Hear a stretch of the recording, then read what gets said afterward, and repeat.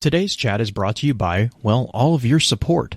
Through the patronage you provide the Focus Fire chat team through Podbean's crowdfunding, we are able to provide you with the weekly podcast as well as the website and other aspects of Focus Fire chat. If you have any interest in becoming a patron of the FFC, please be sure to visit our website and click on the support link. Even a single dollar helps, and for those of you who are already patrons, thank you again for your generosity. Welcome to Focus Fire Chat. Explore together. Welcome to Focus Fire Chat, recorded live on June 28th, 2020 over on twitch.tv/FocusFireChat as we continue our discussion over the weblore entry's legacy. This particular episode will serve as what we have come to call the advanced session of the week's exploration. Congratulations to those who have signed up for a deeper dive. Before we go any further, however, let's run through a quick introduction of who all we have with us on the show. As always, this is your host, Blue Crew 86. Sometimes I just want to wait to see if anybody else says anything because you're like, all who are with us on the show. And it's like, wait a second. It's just me. Oh, hello. It's just me. Oh, hi. It's Green. I don't have a funny thing to say at the moment except for... Listen. Hey, listen. Hey. Break chat. Then Justin comes out of nowhere. Uh-huh. You know, I wouldn't put it past him. Mm-hmm. Oh. Yes. But, so yes, just to jump right into it, because these are going to be kind of, obviously, these are going to be longer episodes. Just a bit. Really quick, so we wrapped up on the code on the Pillory logic. Mm-hmm. A couple things there. So basically what we see is, we see what happens to create a rogue mind.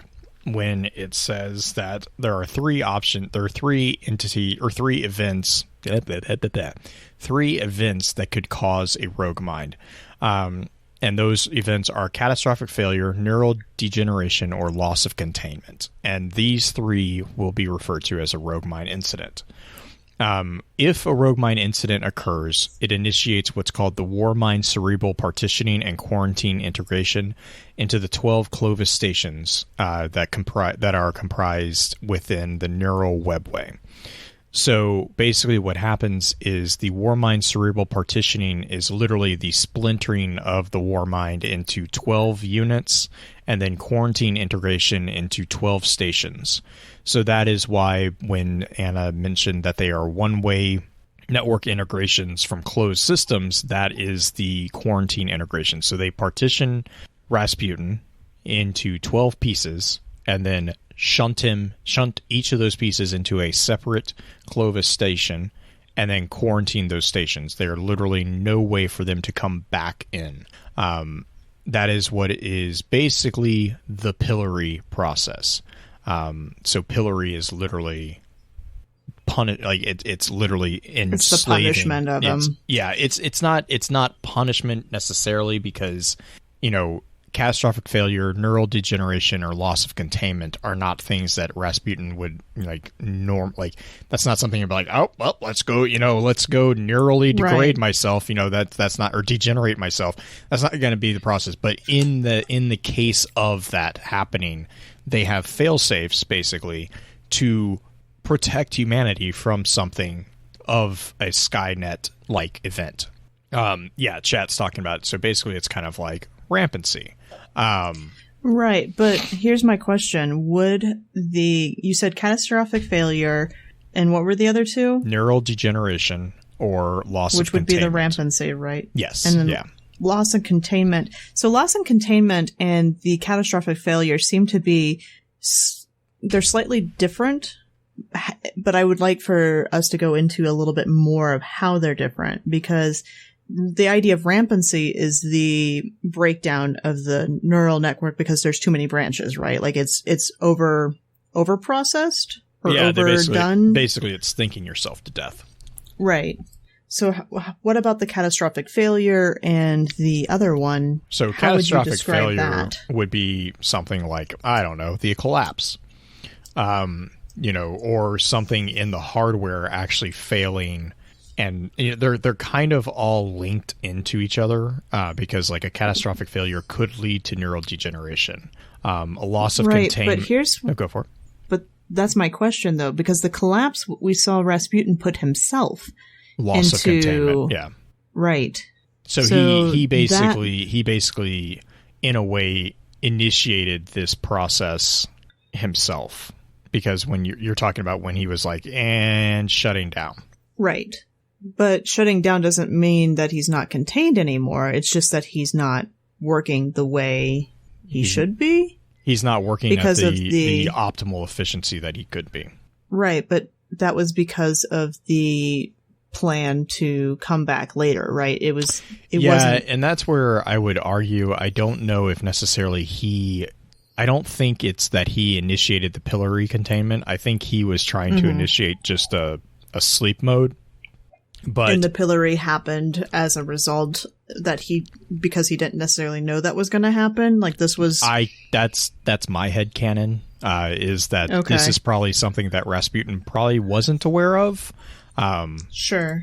Which, if you're going to make a failsafe for something going insane, that's probably a good plan, is let's not make that, aware of it. Yeah, and that's what chat's kind of talking about. Like, I think that it would fall under either loss of containment or catastrophic failure.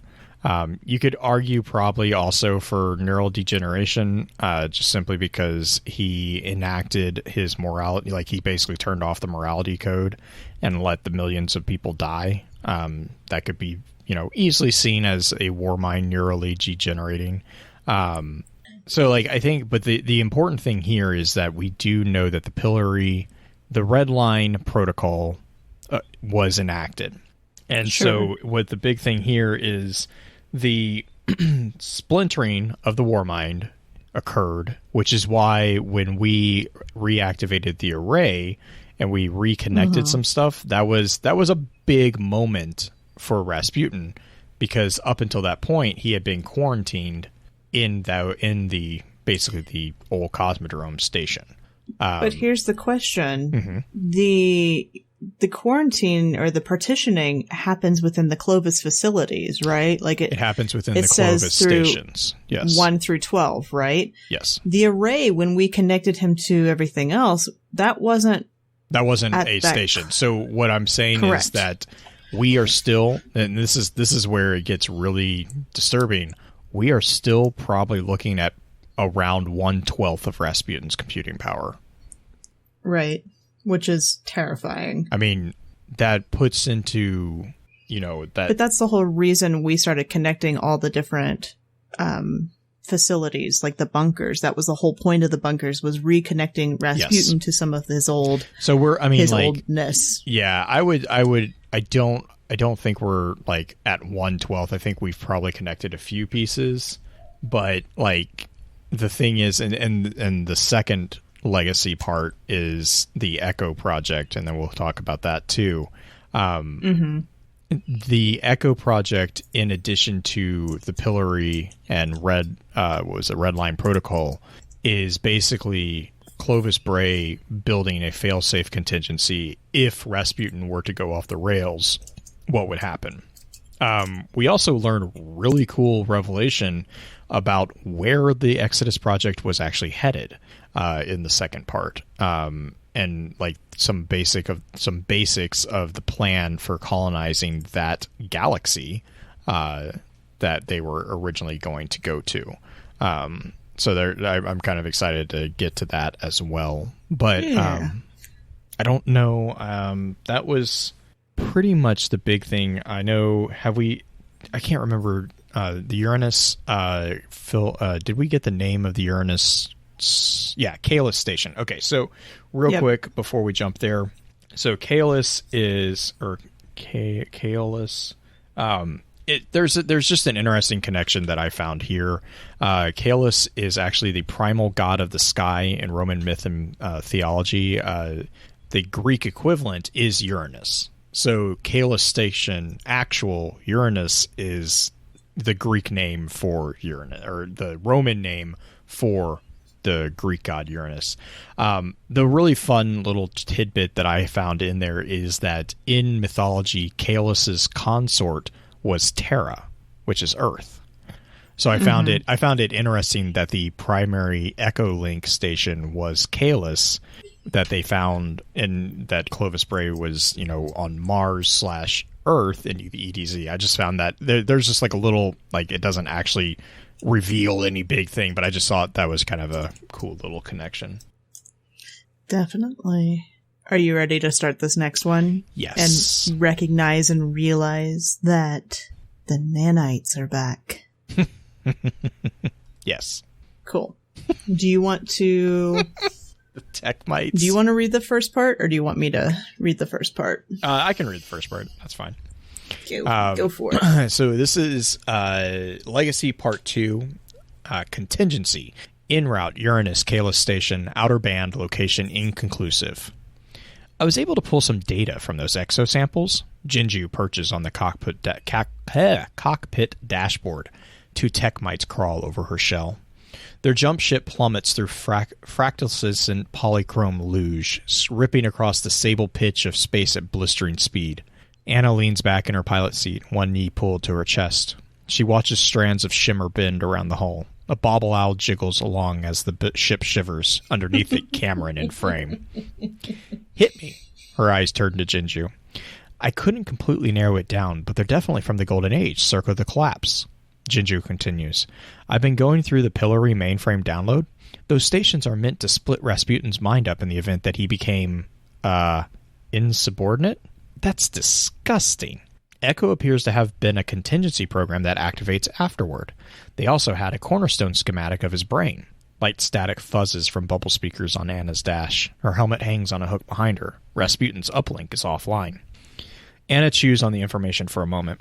A foundational brain model would help with containment stability after the partitioning process. It's like a front porch for your brain. It goes on, Jinju continues.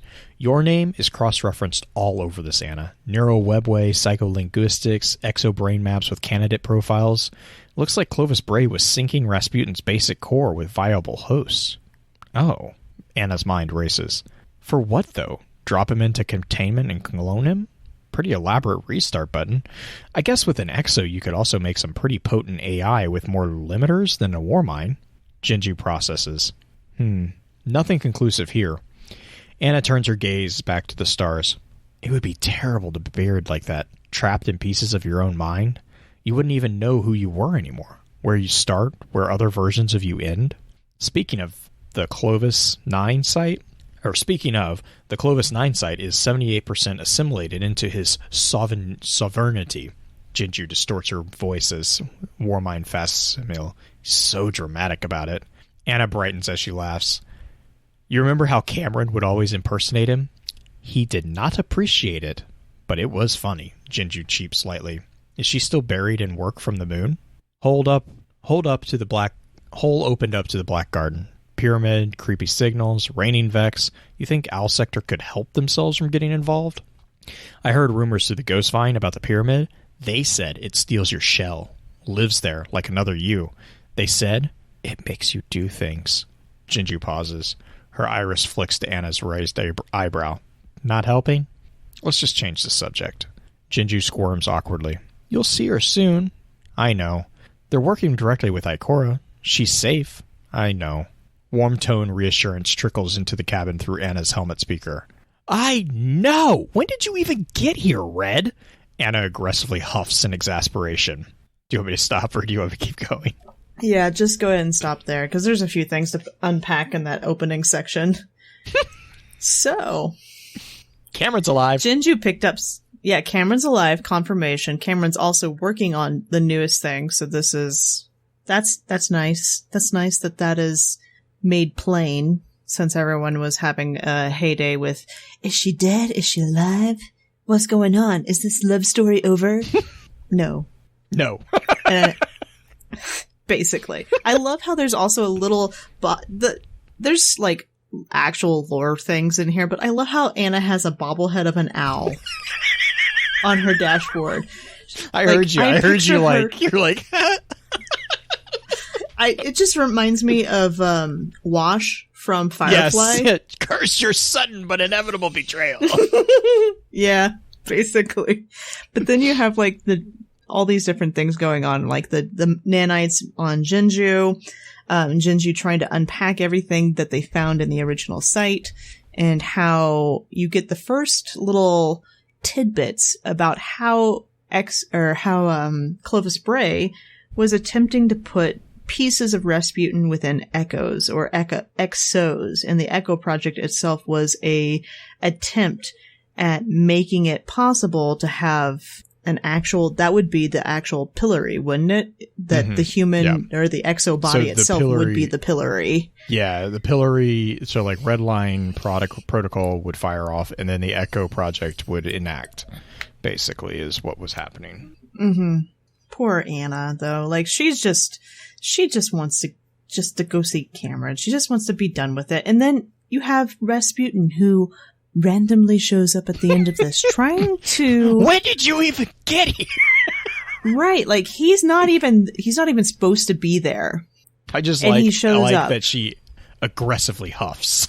Right, but I also like how Rasputin, another humanizing trait, tries to calm her down a little bit, tries to reassure her with his warm tone. Reassurance trickles into the cabin through Anna's helmet receiver. Okay. Rasputin's trying to...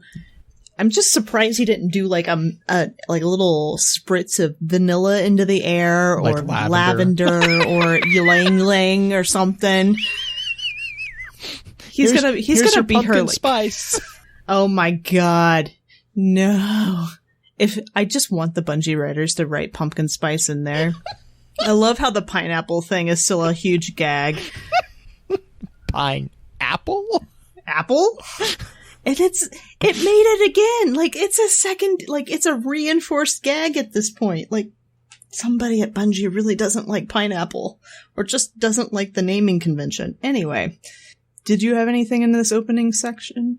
I did not. No. Cool. Do you want me to take on the next section? Go for it. Tech mites traverse Jinju like a jungle gem. One dangles precariously from a shell flap. Guess who's there, too? How do you know this, and I don't? Ghostmine. It's Eris Morn. She's working with the Guardian. Eris? Anna scoffs. She's not much of a conversationalist, so the two of them should get along just fine.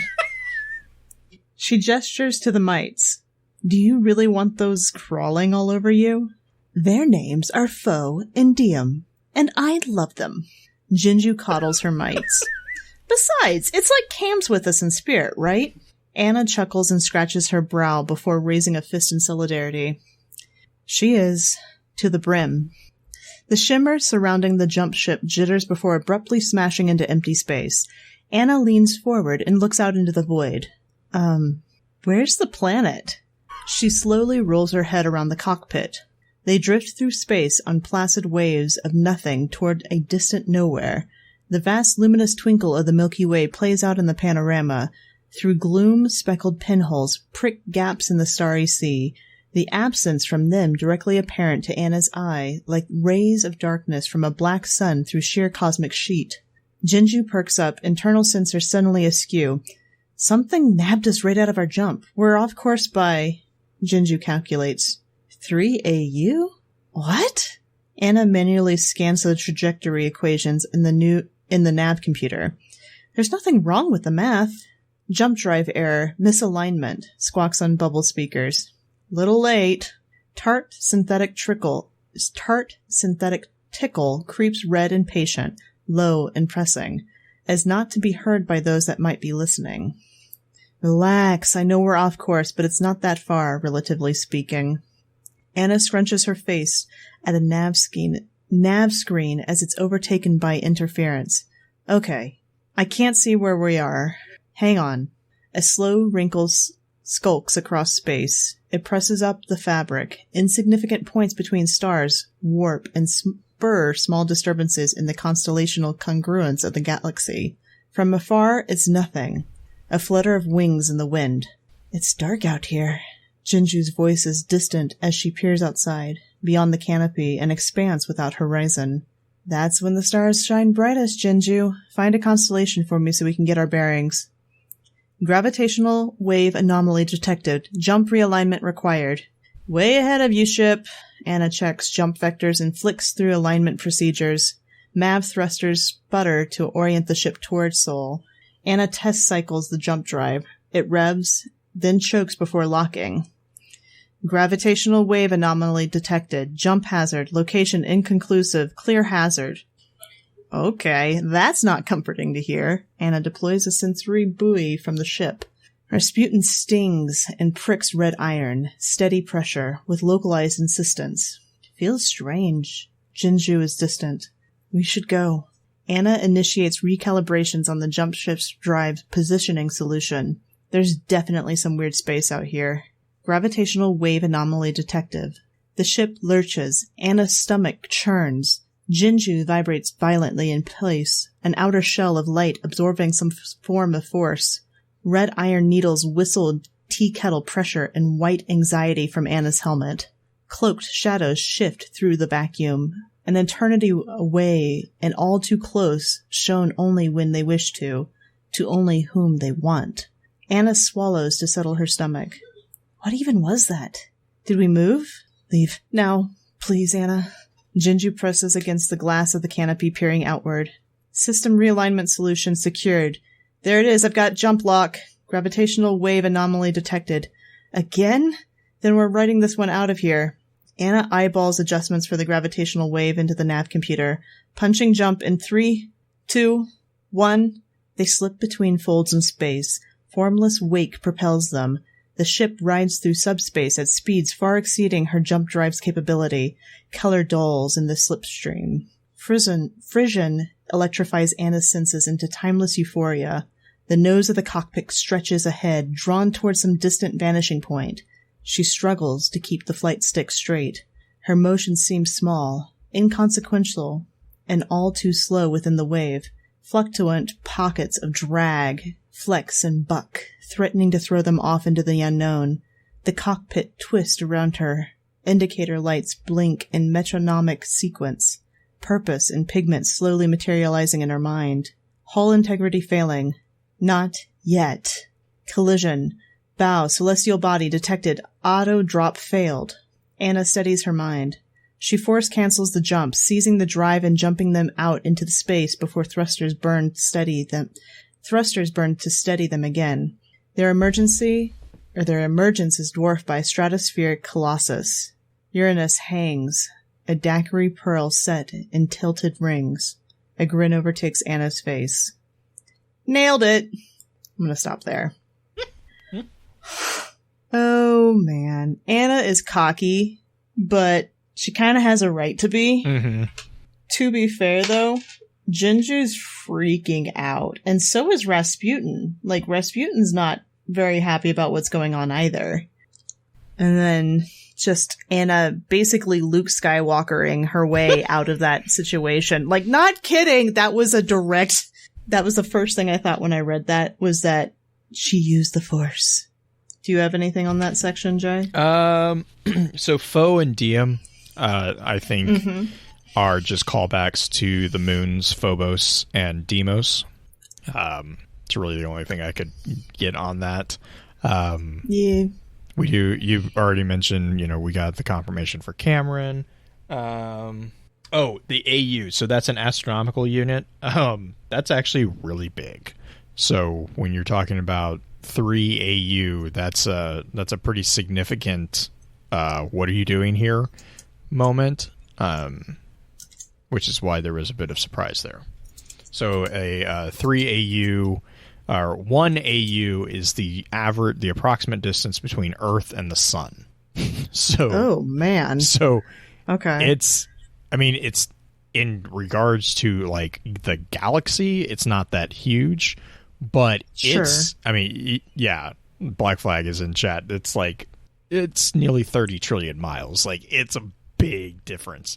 So now, that being said, that is showing, the reality of calculations within space. I mean, that is just the distance, the average distance between things is immense. It's like it's mind-boggling how much empty space is in actual space.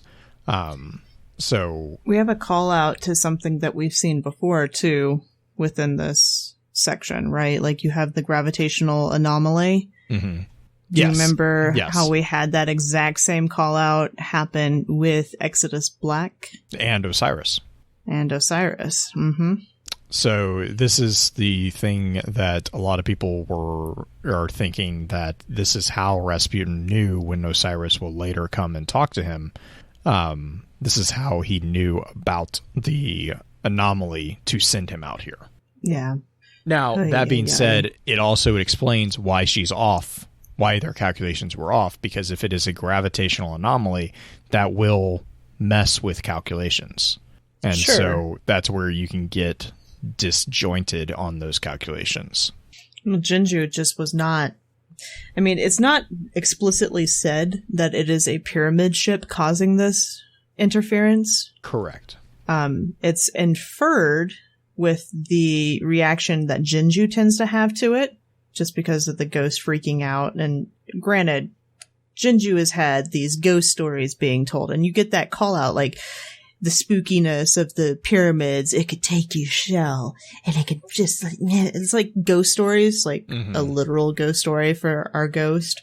It may be Jinju just freaking himself out. Herself out. But, Yeah, I think that's part of it, but it also could. I mean, there's also some truth in those fears as well, right? Mm-hmm. Oh yeah, absolutely. Okay, so to move on, pale blue gleam Inundates. Not that word. Inundates. Thank you. Pale blue gleam inundates the canopy with planetary light. Anna plots an approach to the station. The trio slow burn forward, each silently collecting their faculties. Ahead, tiny beacons blip red. Satellite silhouettes take form out of the planet's zealous glare. Instrument spokes jut from their polygonal chassis like old war depth charges, itching to trigger. Those are warsats. Jinju breaks the silence, eager to shift her mode of thought far from weird space and gravity waves. Finally, some luck, Anna says with relief. I bet we can daisy-chain Rasputin into the station's network through the defense system. Oh, they're powering up. Maybe we... Horns of responsive distortion roll across the cabin like a stress wave. Rasputin's alert pings litter the canopy. HUD. Brace! Anna pushes hard on the flight stick and reflexively dives into under a barrage of laser fire. Nose thrusters roar vibration through her hands as she cuts to guide the ship vertical and tumbles into a barrel roll. Slipping around, follow-up burst. A bolt skims shallow across her starboard side. Ricochet. Shockwave tremors reverberate through the hull. Red. Ping all incoming fire vectors. Jinju armed of spikes. Plates split open along the belly of the ship. A drum launcher of 6 war spikes rolls out as Jinju links into the launcher's gunnery apparatus. Indicators blare onto the canopy HUD.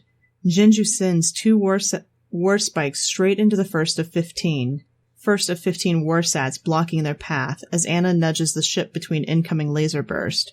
2 spiked warsats cease fire as their automated defense protocols are overridden. Security software utterly failing to halt Rasputin's invasive assimilation. They come back online, spikes blending into spokes, and swivel to gun down the closest still hostile targets. The assimilated twin warsats thrust to reposition it into a shield for Anna and Jinju as they close distance.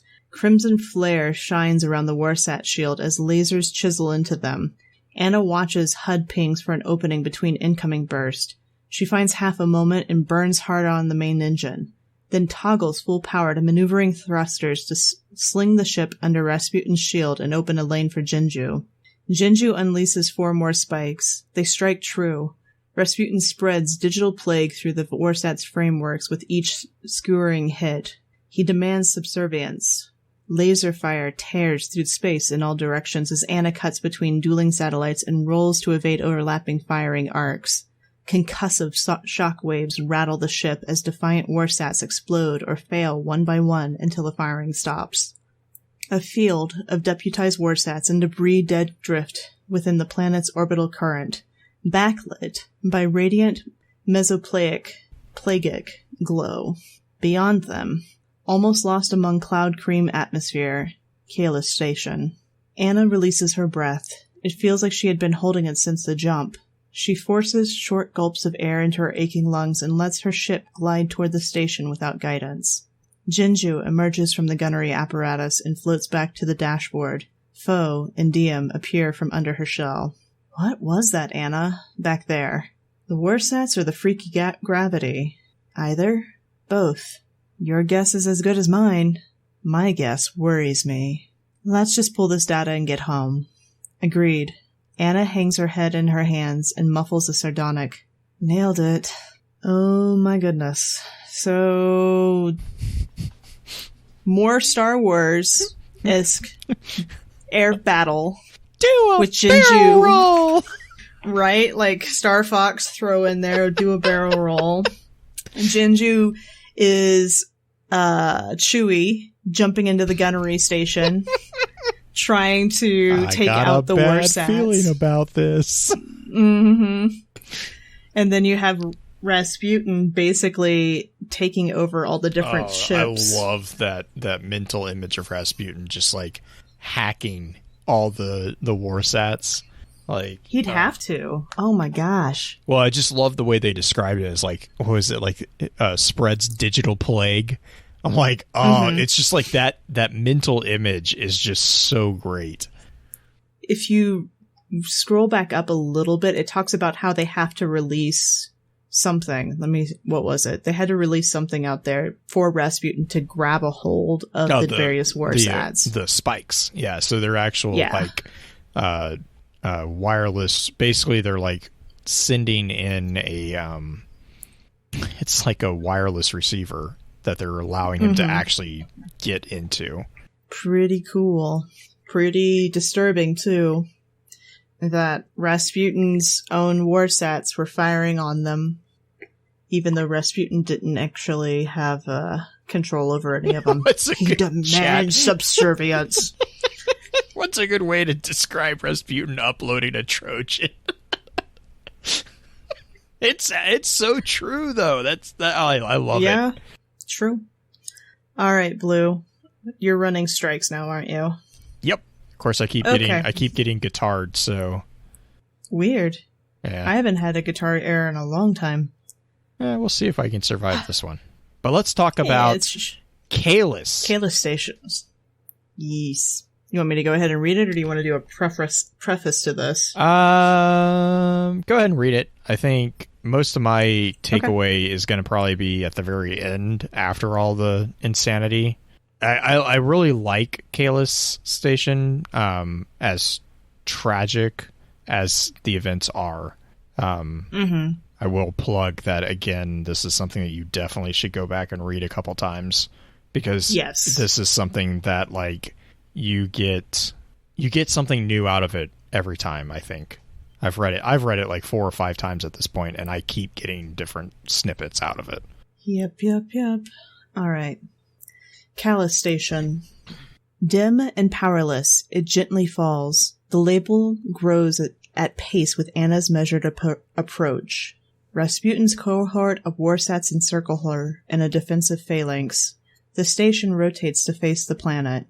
It glitters in gas giant grandeur as massive translucent hull plates display a desolate gut shrouded in sea foam reflection. Jinju combs through the station blueprints pouring in from the Warsat data stores. Kahless consists of one long shaft containing a launch bay and spindly communications array at either end. Deeper, past the launch bays, mostly maintenance frame, space cap, stoned by a large reinforced mainframe, housing complete with a thick glass viewing ceiling.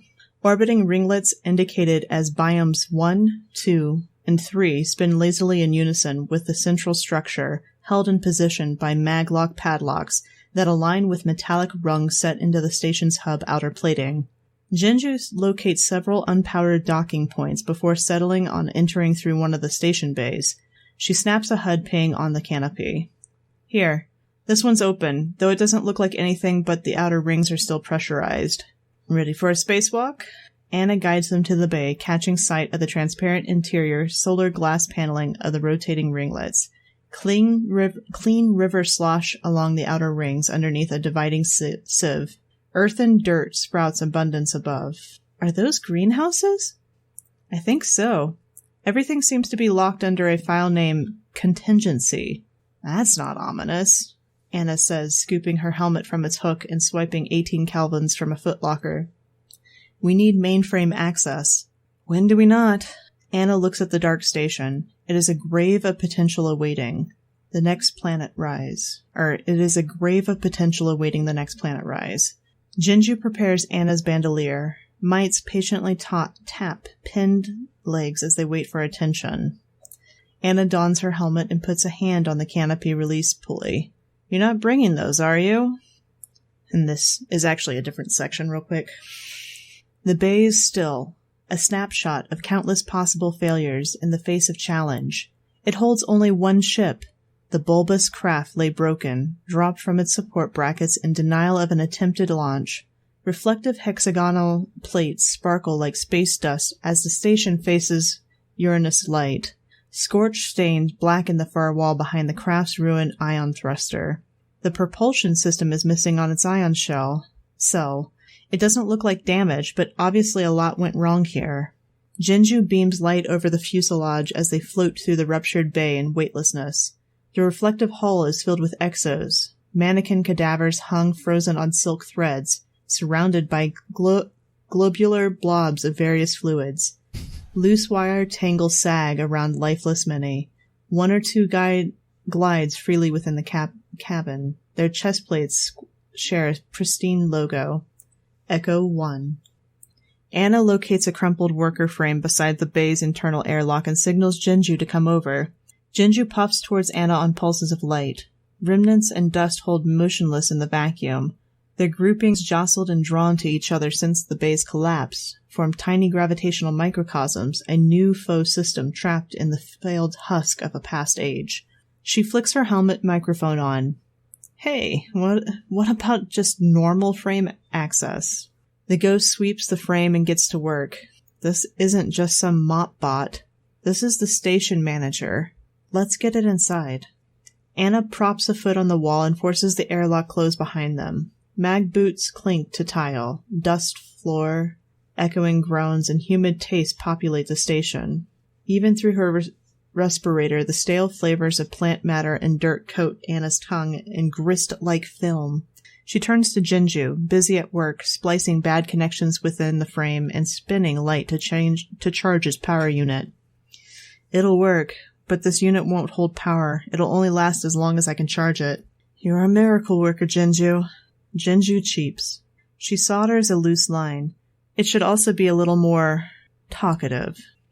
Anna peers down the hall. From their current position, the airlock functions like a estuary flowing into the rest of the station. She could almost see clear into the central mainframe hub atop a raised panel fortification in the middle of the room. It sits below a ceiling of translucent plates rimmed in distant ringlet halos falling under shadow. A stairway aligned with the launch bays on either side provides access. The frame sparks to life, looks directly at Anna, and speaks with grating age to its voice. Welcome, Anna Bray. Very excited to see a Bray walk this hull again. It has been a long time. Anna grasps at words. Jinju shrugs, plugs of light toss in 0G.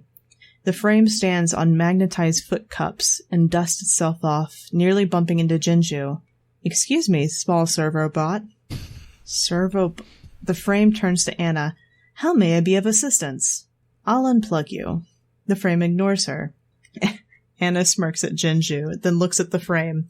Walk with me, she says, briskly moving deeper into the station. The two converse with Jinju in tow.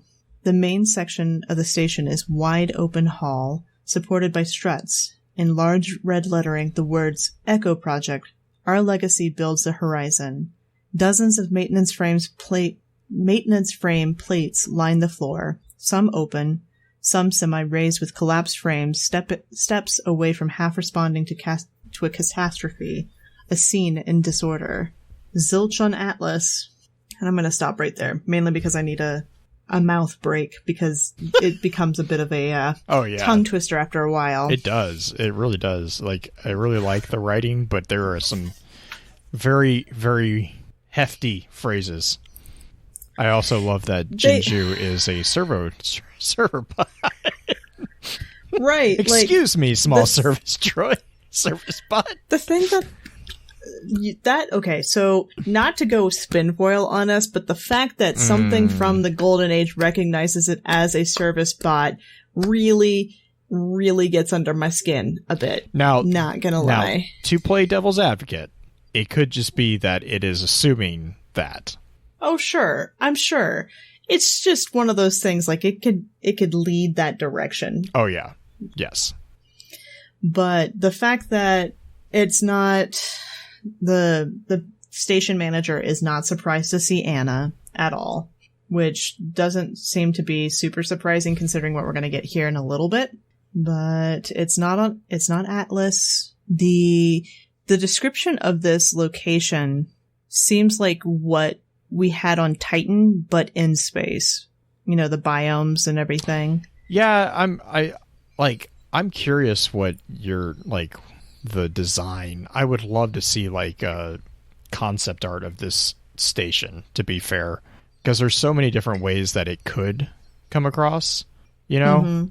I unfortunately have the Halo rings in mind when I'm reading this. So that's not entirely inaccurate. Like, I think that's the thing is like but see, like there's a lot of different ways that rings could to circulate a station, and with the concept of like maglocks and stuff, that like there's a lot of different options. Like, so I would just be curious what was actually the intent like of the design. I think that would be really cool to see, like just from a aesthetic standpoint. Yeah. Not that we will probably ever see this because it is, well, we'll get to it. Well, we might see pieces of it.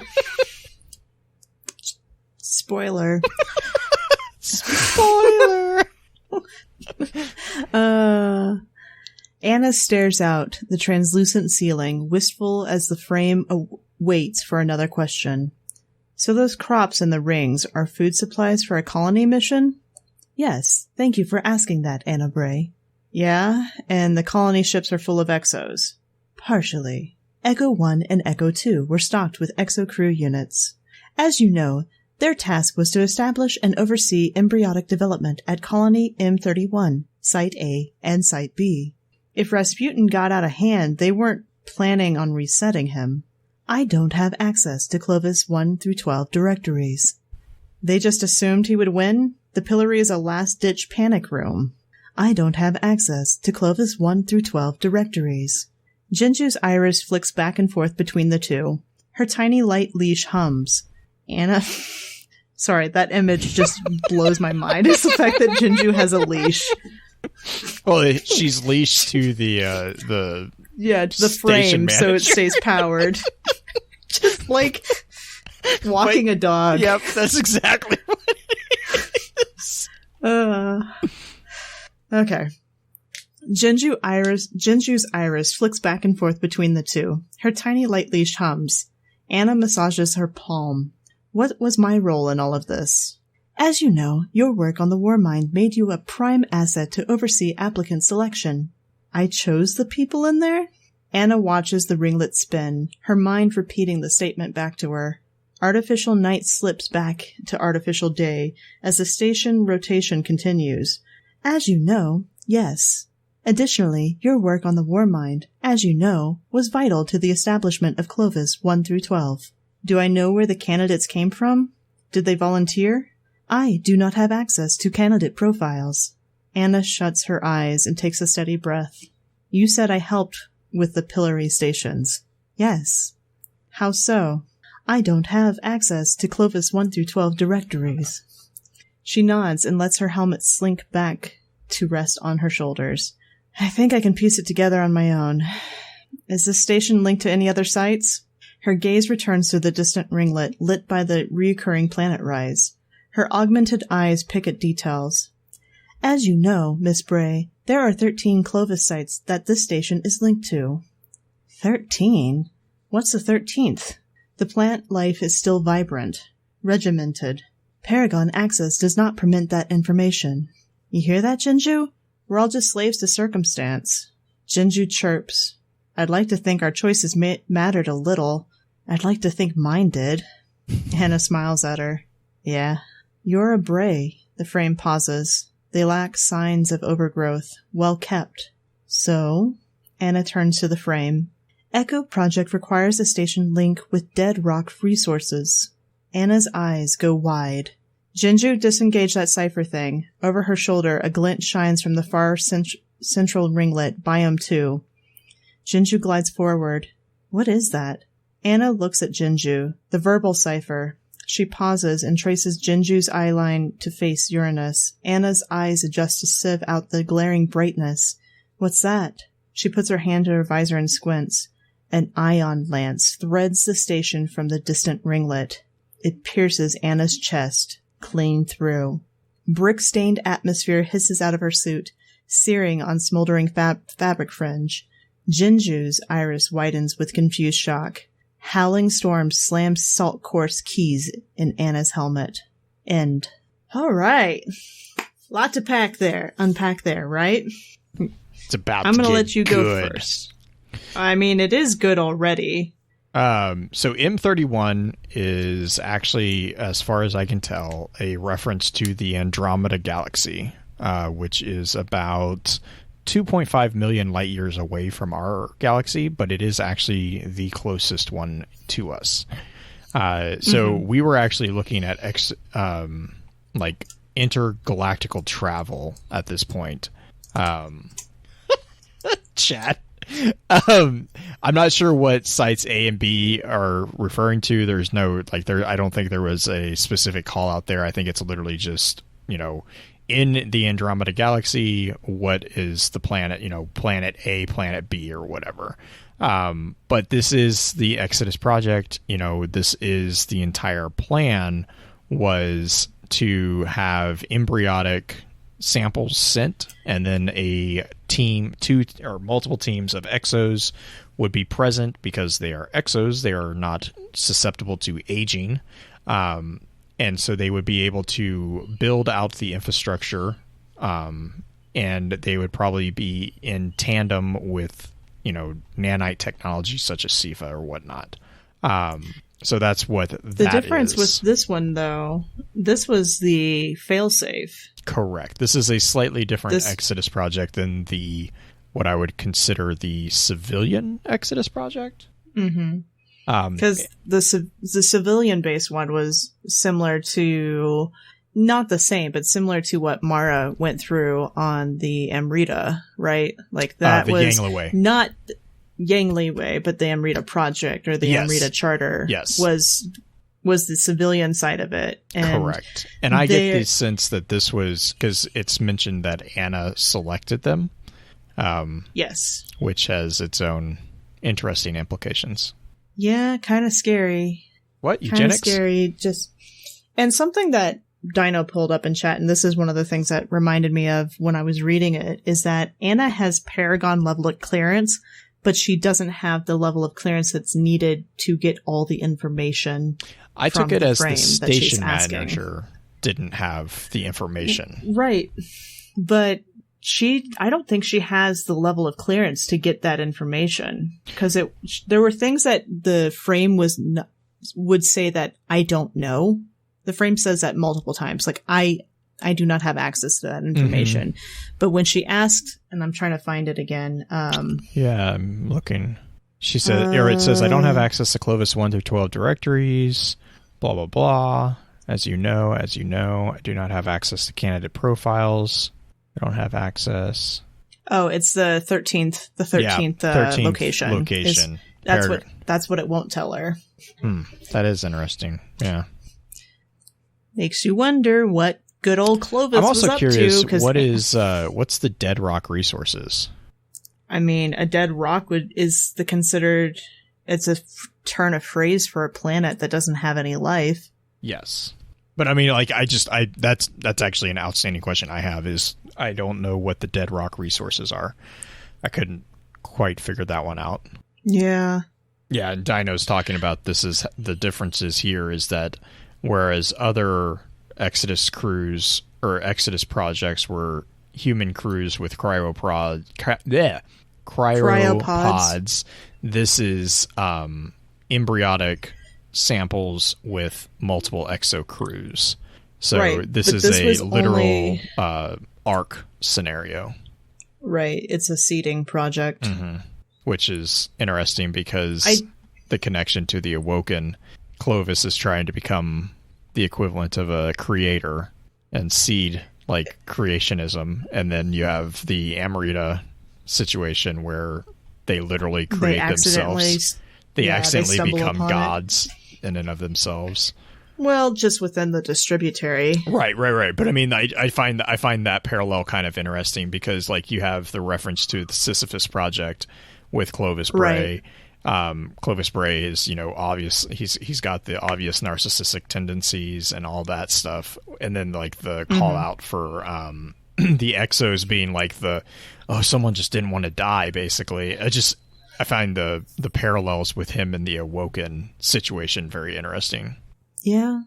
The Dead Rocks thing is something I'm interested in as well. I think the Dead Rock in specific is related to the station in and of itself, because of what I'm gonna read through next, right? Okay. So you think okay, I gotcha. So that rifle shot that just happened. Mm-hmm. Acrimony. Echo 1. Calla Station. Collapse. Dead Rock seizure in action. Station manager initiate manual override in Echo 1 launch bay. Alert. This station is experiencing power fluctuations. Flower fluctuations, because that is how I'm going to talk right now. Alert. This station is experiencing power fluctuations. Emergency power will run until Echo 0. He awakens alone. A fluke. Others hang around him, but they remain in the dream. Electrical surge prickles through his entire body. A screen in front of his face begins playing a recorded complete with visual aid. Welcome to Echo 1. Before your departure, you should have been briefed by a station warden. If you don't recall your station warden, please alert your crew captain. Now then, my name is Anna Bray, and you're one of the lucky few who has been selected for the Echo Project. The future of humanity rests on your shoulders. The recording is interrupted as emergency sirens blare through the station. Station hazards, gravitational anomaly, sterile neutrino burst. Please remain calm. Override broadcast via Echo Link. Pillory sublock RR skyshock alert. Transient near extrasolar event. Power failures rack the station in rolling thunder. The Exo slumps, lifeless, until its next reset. Echo 7. Alone. The recording. He finds familiarity in the newness. The face on the screen seems kind. Station hazards, rolling surges in wards 1, 2, 3. Please remain calm. Thunder. Pain to death. Electrostatic purge, triggering a reset. Echo 22. He awakens to rolling, thunderous darkness, and pain. The screen does not illuminate. Barely audible words form from the air. Primary propulsion systems failing. Auxiliary systems near depletion. Planetary impact unavoidable. Distress triggered. Meaningless. He struggles against chains. Eons passed. His bonds will not break. His mind fragments and corrupts.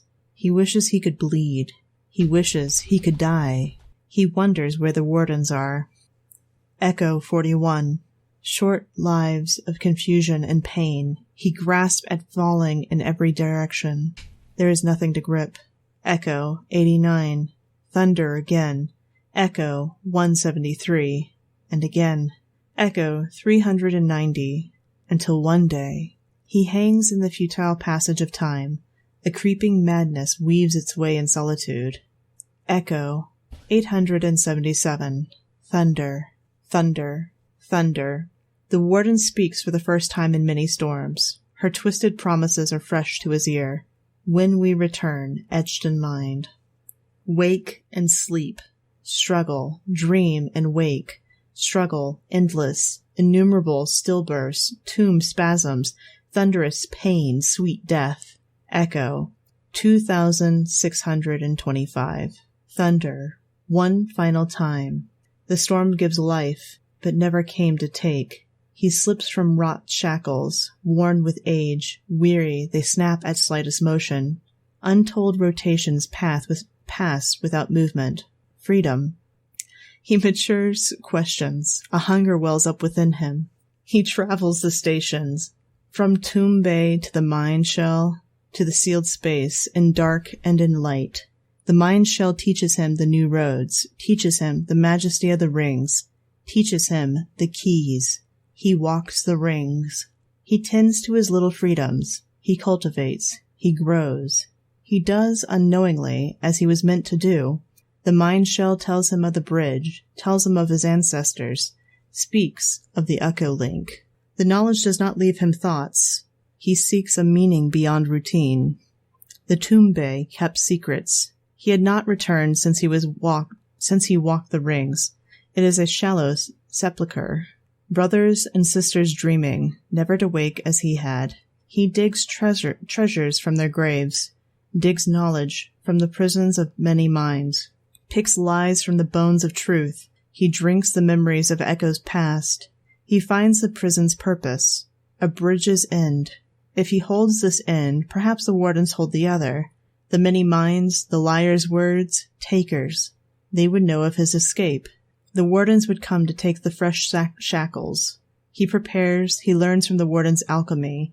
He digs through the carcass of his once mighty tomb.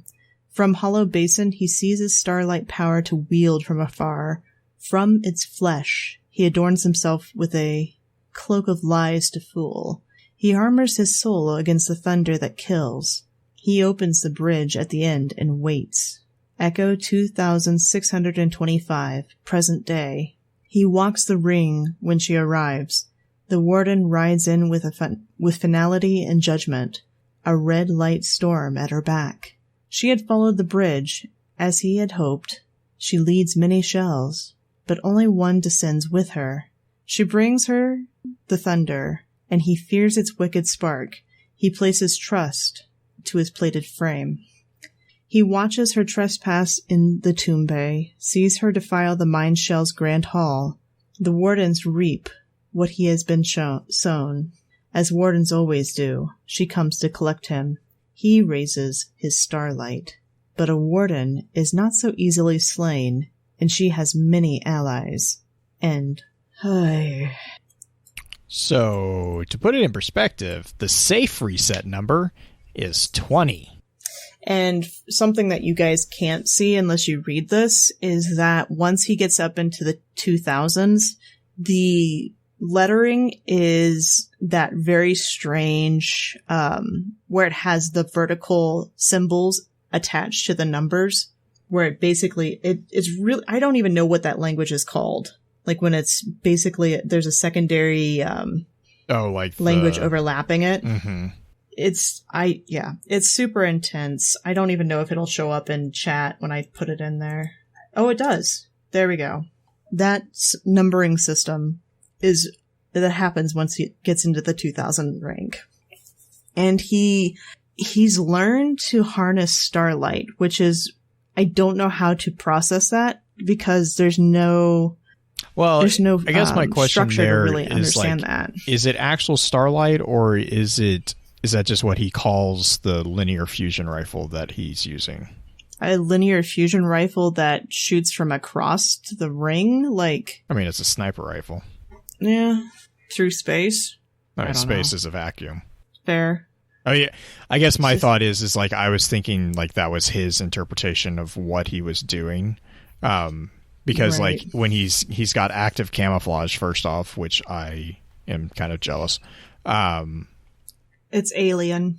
Or no, Predator. Yeah. Which, oh my gosh, I think it was Black Flag is sitting here going, Waylon, you tiny. You're not wrong. That's what, didn't Deej actually call that out at one point? There he goes. What? Deej called that out at one point when we first started learning more about Clovis Bray. Yeah. That was one of the corporations he named. Yeah, it's not a surprise. Yeah. Anything else that you want to talk about with that? Who with don't the breaking? know, Weyland Yutani is Aliens and Predator is the corporation that is constantly behind the really dumb decisions that humans make because they're trying to profit off alien technology. Basically, though I don't know, I guess technically the Traveler would be alien technology. Mm-hmm. I don't know.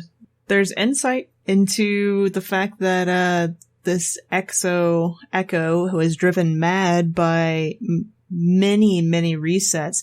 I'm curious what the thunder is. I think it's literally electrical surges. So basically the station surges, so he turns on. I think it might be like a fail, because like it started off with it calling out the fact that it was an error, like it was a fluke. But I think the other thing is we have references to the station, falling, and so there's something going on that the station, Kayla's station, is not doing so hot for itself right now. And I think that might be part of what they're hearing is now that is just, one theory. It could actually be, he could hear the station groaning, or whatever. I mean, there's a lot of, I think there's a lot of potential there. Fair. Yeah. And anything that's what else you want to call out on this Dino's one? kind of saying that too, is like, it seems to me, it sounds like it was a damage that was during the collapse, basically. And it's just that one caused of those, it to surge over and over. Well, no, that damaged the station, which then caused the station to kind of lose its gravitational alignment. And so now the station is, all jacked up. But we also, I mean, the only, it's not even an argument. The only thing that I would also point out is that we know that the Echo, as soon as the red line protocol for Pillory goes into effect, we know that the Echo program basically kicks off. So there is the possibility too that whatever Rasputin did to initiate the red line protocol is kind of at fault here as well. Okay. It's my only other thought for why Echo got initiated. Yeah, I'm kind of glad for the most part. It's very sad, but I'm glad there's only one. Oh God, yes. Echo to deal with versus what could be hundreds that we know of. Like there's only one that's been up and awake and moving around and tending essentially to the garden in the biosphere, which explains why everything is doing so well in there. It's because he's been working on it. Yes. All right. Now let's see what happened to Anna. Callus Station. Orbit. This is a descendant. She is submerged. Light sways just above a tense surface. Something far below stirs. The light brightens to blind.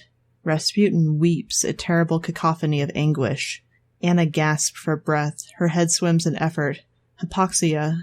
Blood oxygen level 73%. Hold still. Your suit is leaking. Jinju quickens light into Anna's punctured suit. Her iris jittering from spot to spot as oxygen spurts around her in foggy clouds.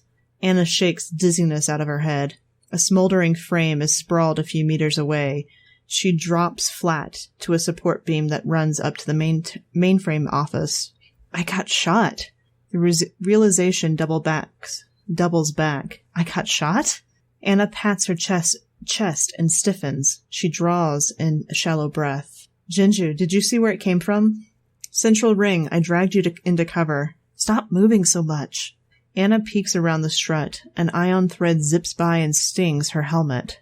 Rasputin obliterates every square inch of ringlet within 10 meters of the ion beam's origin and response. Sections of central ringlet combust and explode under heavy bombardment. The ring buckles, splitting along the seams and splaying out into space. Magnetic anchors fail as the halo fractures and splits away from the station's central architecture. Fragments rush away towards the planet. Kalis ruin falls into Uranus in lingering political consummation. Rasputin, stop! Laser fire halts immediately. You're gonna sink the whole station. Tense finger waits on hair trigger. Anna works her starving lungs. Hypoxemia. Blood oxygen level 67%. Anna, you need to stop breathing so much. Jinju bobs with Anna's head and quickly reseals her visor. Can't hold still. Anna shakily stands and points up at the dislodged ringlet spinning above her. Bad angle. I'm pretty sure whatever shot you was dead. Stop talking. You're getting delirious.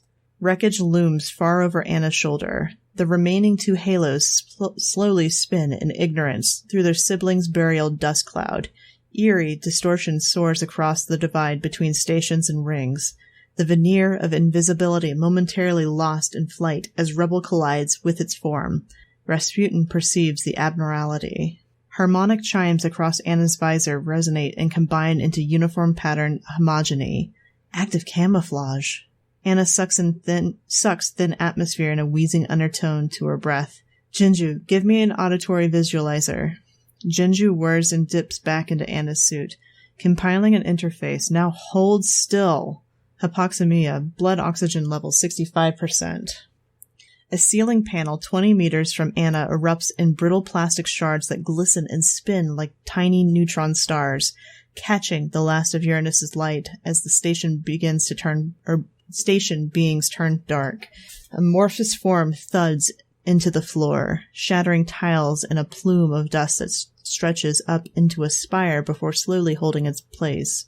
The form tumbles to a stop. It stands between her and the open launch bay, and slings a kit-bashed iron caster aside, depleted. Hexagonal patterns stutter to blend with the station interior as the room rolls in tenebrous obscurity. For an instant, an exo takes form, and then nothing as its cloaking shrouds flashes and re-engages in the dark. Anna doesn't wait. She rushes heavy clunking boots up the stairs to the mainframe. A rhythmic tremors beat through her heart. Jinju deactivates the switch on Anna's mag boots and hurls her through the door with a forceful push of light. She speeds in behind Anna, finishing her suit with light stitch as Anna slams the door shut. Anna, hang in there. Jinju orients Anna and reactivates her mag boots. Anna's feet clomp to the floor. She hangs from them, a loose timber bending in the wind. Jinju finishes her patch job. New fabric seals airtight. You're good. You're good. Don't pass out. Your suit is reoxygenating. Hypoxemia. Blood oxygen level 59%. Stabilizing. The words are intensely bright on her visor, against the darkening room. Auditory overlay complete. Check your visor. Jinju's voice focuses her. I just need a minute. Anna speaks between gulps of air. An unsteady hand draws 18 kelvins. The mainframe room orients her more, clearly with each breath. It is stark. A large, lone desk of singular oak commands the center of the room. A console screen, dead, is embedded in the surface. Rasputin drops potential estimation pings into her HUD in an attempt to track her assailant. She steps backward, away from the door she had entered, through and toward the opposing stairway door. Her eyes pick up faint quivers from outside. Indirect. Resonant, white noise pings like interference on her visor. She focuses on each occurrence, looking for a note out of rhythm. Behind. She spins as the exo crashes through the secondary entrance at her back. The door snaps from its hinges in a torrent of dust and rackets Jinju into glass. Jinju! Anna loses track of her attacker momentarily in the darkness before it pushes off from a hard surface, triggering her visor. She spits off rounds from 18 kelvins. Some find their mark, puncturing the camouflage shroud and revealing her adversary before impotently fizzing on the exo's outer shell. It covers the gap with surprising speed and catches her gun hand. Anna discharges an arc round, tiny bolts reach across to the exo's metal skull and vein as it scorches ceiling. Bones pop in her fingers and wrist. Hypoxemia, blood oxygen 68%. Stabilizing. The exo flattens its other hand and stabs towards her stomach. Die, Warden.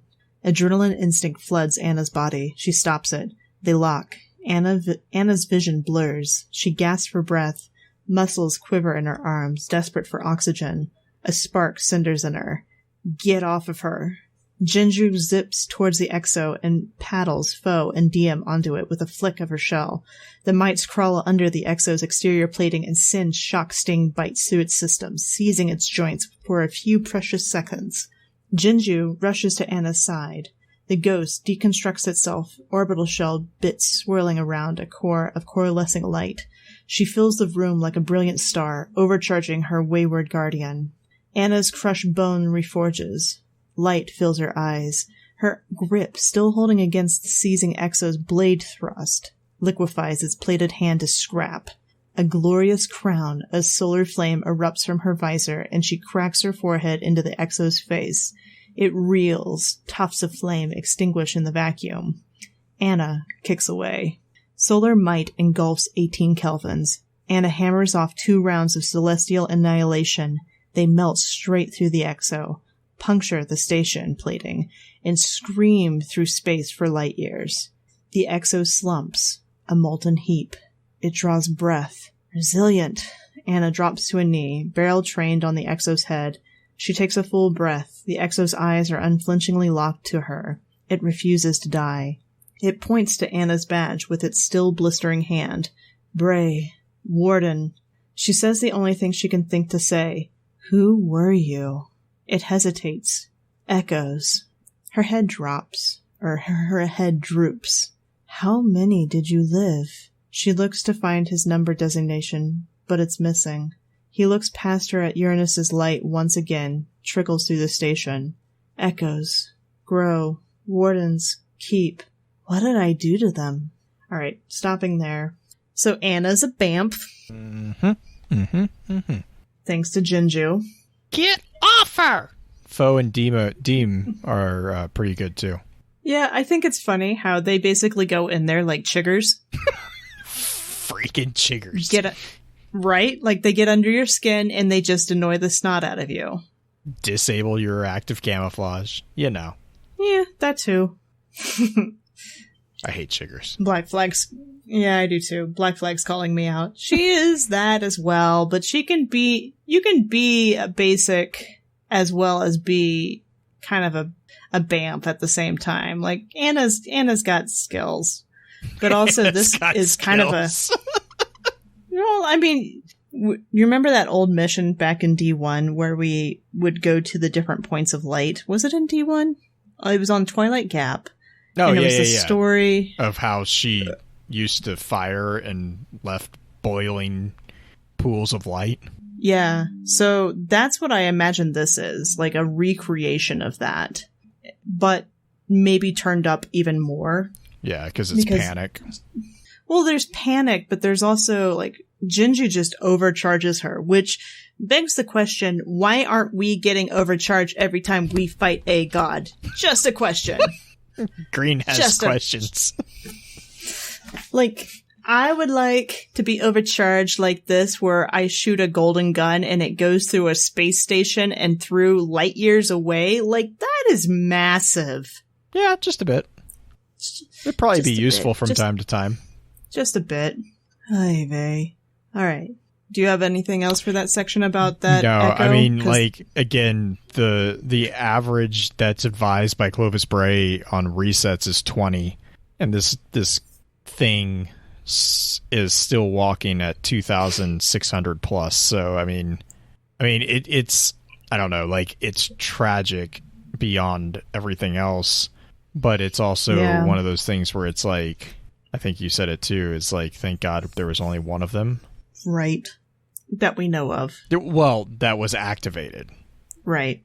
Just, it brings the horror of what Anna did to the forefront.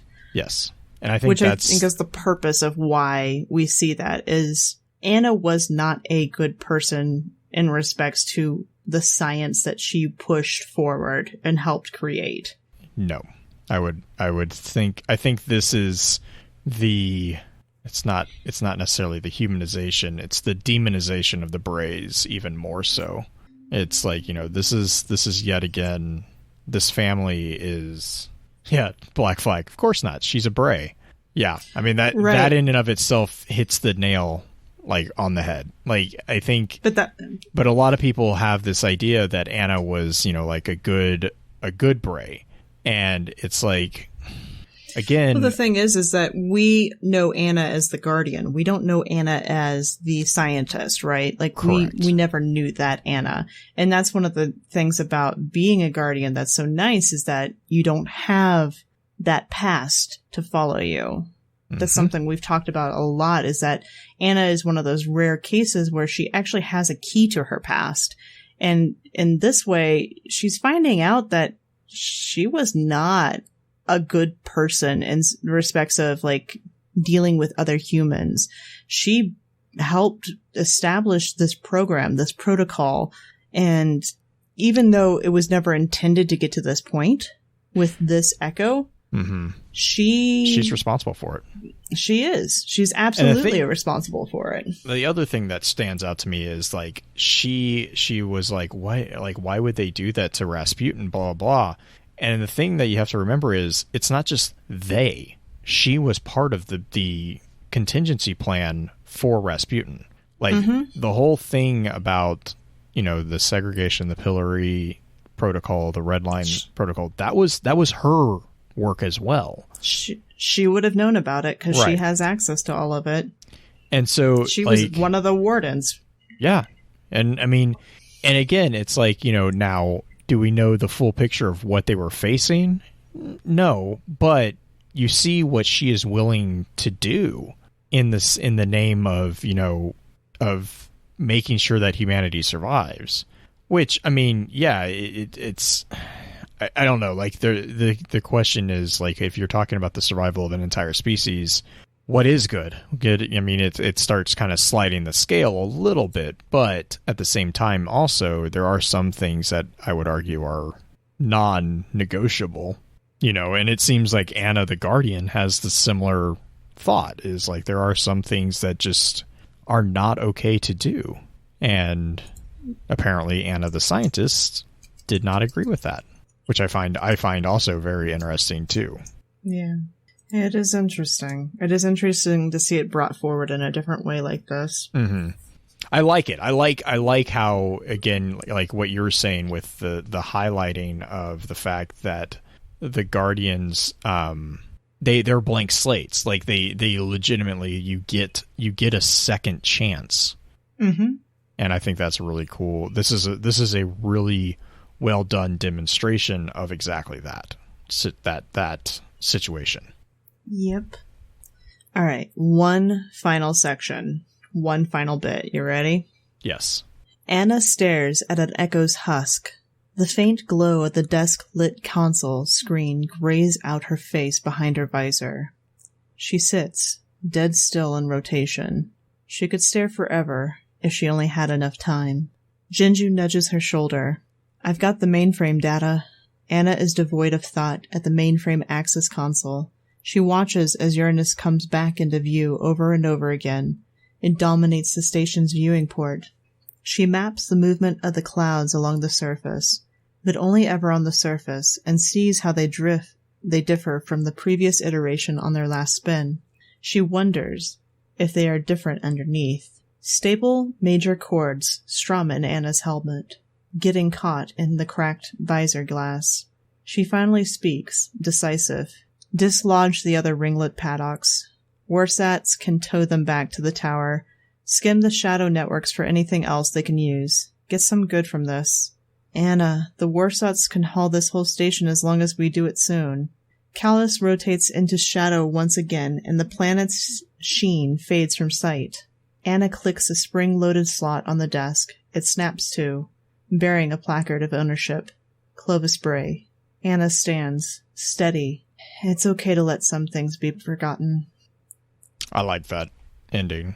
It's a total difference in character from her. That's out of character from what her normal stance is. Well, but I think that's why I like it, is because I think, in a way, this is... I don't think this is necessarily the lesson that Zavala was trying to teach, but oh, no. I think that, in a way, she is coming to agree with, Zavala's view of letting the past stay in the past, Yeah. It's interesting how she wants to tow the rings from Uranus, back to the tower for research purposes. And I'm sitting here thinking, you just barely survived an attack. The rings have the biomes. Those are the biomes. Right. But there's no... I took it as the echoes were stored on the spire. Right. I just don't know, like, what they're going to be bringing back, you know? Oh, like, yeah. I get you. It's not necessarily that they're going to bring back echoes, like... God, that would be terrifying. Yeah. I mean, theoretically, they could pull that, too, because they could have a section of that brought back as well, but good Lord. Just... At least she's introspective. Mm-hmm. Like, she's contemplating everything that just... Yeah, she had a near-death experience. Ironically, for a Guardian, that is very rare. Right. To have something that actually means death like that. And so one tiny thing pulled from this as far as like an explanation, major chords are used as far as music goes. We were talking about synesthesia. Major chords are used as a way to establish a solid structure. So Rasputin is trying to reassure her there. Mm-hmm. There's not really an explanation of what he's trying to do, but as far as like a musical reference, that's what it sounds like he's attempting to do, is give her structure again.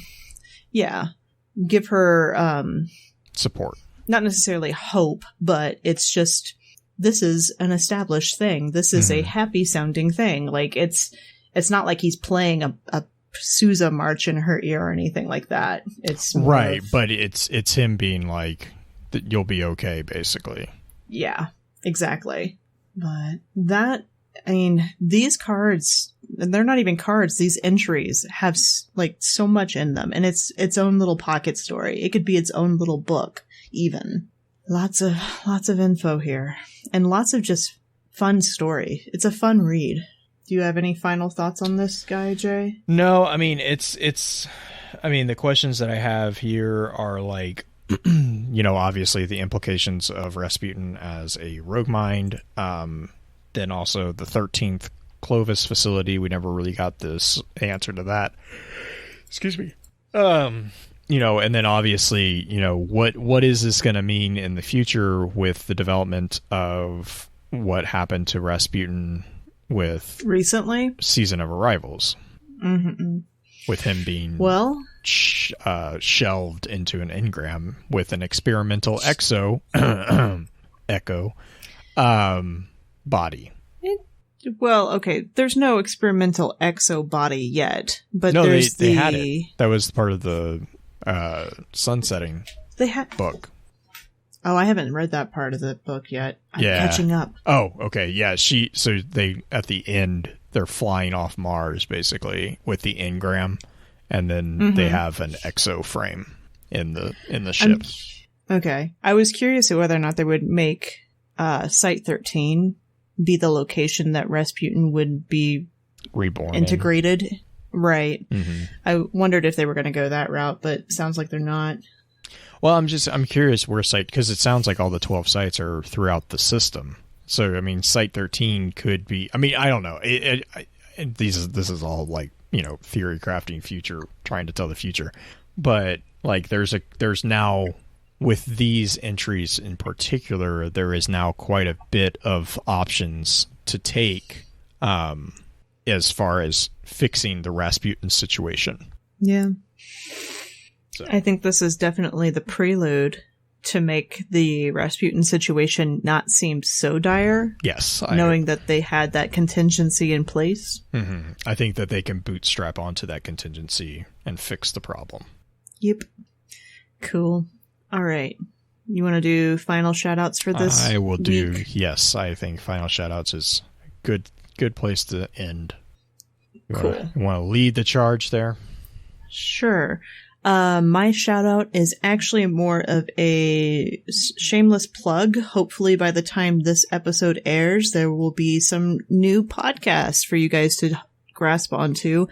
I have been working on a side project that I am lovingly calling calling Destiny Audiophile, which is a audiobook form of the lore books. The first book to be released is a re-recording I've done of the Maracina, followed shortly after by The Awoken of the Reef, and after that, I don't know yet. I just finished the recording for Maracina today, and I have the first 3 episodes already made. I'll have the 4th one going out, or ready to go out soon. I just need to finish some music editing on that. And then just put a call out to the community. If you ever have wanted to do like an audiobook format of things, or you like recording audiobooks and you want to kind of get involved with that, please let me know, because there are a lot more books that I am capable of recording in a reasonable amount of time, as well as there are a lot more talented people at voice acting than me. And if you would like to get involved, please reach out. You can reach me on Twitter is probably the easiest place. Let me know, and I can get you hooked up with what we're planning on doing and formatting and stuff like that. And yeah, we'll create an audiobook form of the lore, which is what I'm hoping to do, is just to get a whole catalog going. So that is my shout out. Blue, do you have any shout outs? No, just as always, be sure to give support over to everyone that we have listed on the Lore Network. We have a number of great content creators over there. And a big congratulations. I think it was Kaz actually got 500 subscribers, which is a huge thing. Nice. It's a big hurdle to get over. So big shout out to him for all the hard work on that. But I know that we are doing the weekly lore roundup for the podcast and for the YouTube content. So if you guys want, I would strongly say, you can subscribe to the Lore Network's postings, and that would be a good way to kind of make sure you don't miss anything from the content creators that we have teamed up over there with us. If there is someone that that is a content creator with lore, it does not have to be just Destiny. It could be anything. Definitely give us a heads up. We will reach out to them and talk to them about getting set up with us, and then we can just all kind of. It just makes finding everything a lot easier in the long run, which I don't think anyone's complaining about that. So. But yeah, and then as always, until next time, thank you for your time. Stand strong, or with wisdom we conquer. Stand strong, stand tall, and keep exploring. Bye. With that, we'll begin to wrap the chat up. Thank you again to those over on Twitch for coming to spend your evening with us. If you'd like to join us for the live streaming of the episodes, please be sure to give us a follow over on twitch.tv/FocusedFireChat. Links to all our episode archives can be found at www.thelorenetwork.com. Please be sure to email us at focusedfirechat@gmail.com with any comments and or questions for the team concerning the podcast, and let us know how we're doing by giving us some feedback and a rating over on iTunes as well. So until next time, focus your fire and may your light shine bright.